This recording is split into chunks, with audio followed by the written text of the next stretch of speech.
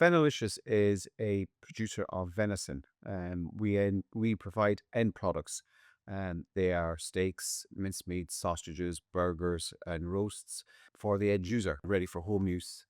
I think the main conception is that people who have tried it before haven't enjoyed eating it. And now that is because they've either received venison that hasn't been looked after properly, that is very stored properly, hung for a little bit, and or cooked properly. So it's high in protein, low in fat. It's leaner, it's healthier.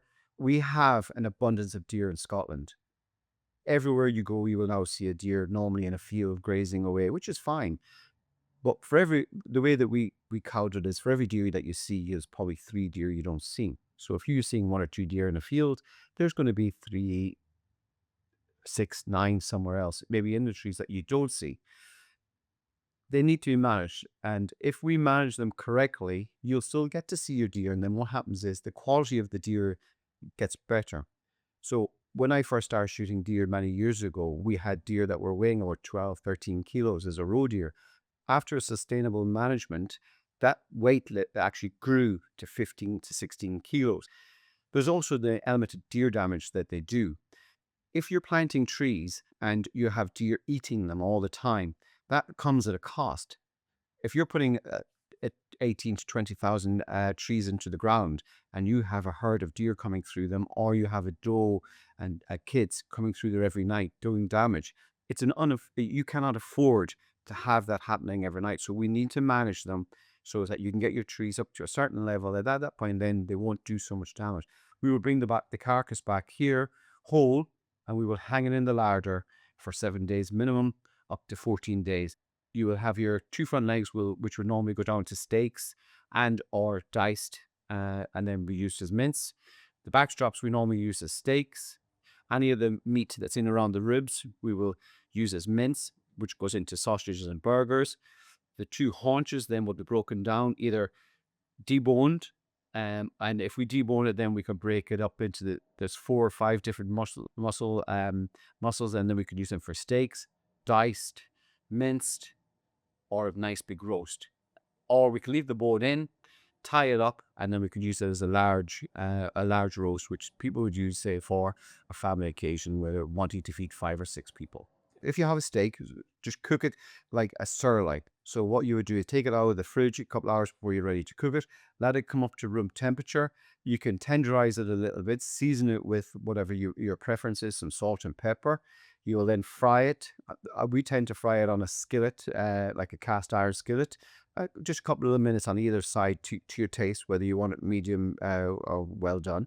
What you then do is I cover it with tin foil, and then I put it in the oven for about 5 minutes or so to allow it to cook in whole, all the way through. What we then do is we put it up on the sideboard and let it rest for 4 or 5 minutes, and that allows the juices to come out of the steak. Let it rest, and it'll be nice and juicy. If you have mincemeat, we would just cook it like normal mincemeat, and you can use it in chili. You can use it as meatballs, lasagna, diced. We would just use it again as a steak dice, just fry it off, and then you can use it in pies, or sausages and burgers.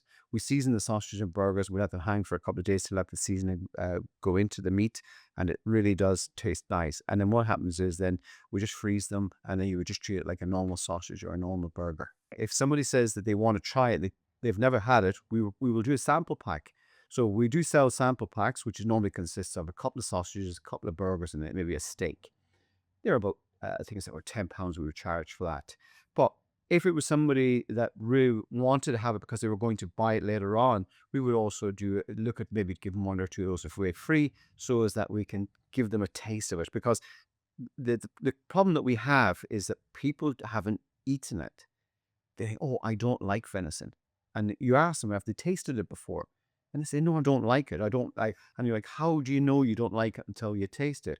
Now, I could give you burgers and sausages, but there's seasoning in there. Everybody is going to like seasoning. And that's how we probably will get rid of most of our venisons in the burgers and sausages, because when it's in that form, you're not getting the wholeheartedness of venison. But a steak, it's a bit different because you have to cook it. You have to spend a bit of time maybe seasoning it, letting it rest, and then cooking it, and then letting it lie. So there's a little bit more involved when you go into stuff. And then roasts obviously is a whole different situation where you have to season it again and do it. But what we're going to try and do is give some of our products away so that people understand, can get the opportunity to taste it and enjoy venison for what it is, which is an absolute lean, beautiful meat. For news about the local community, local businesses and local events, go to forestlocal.com.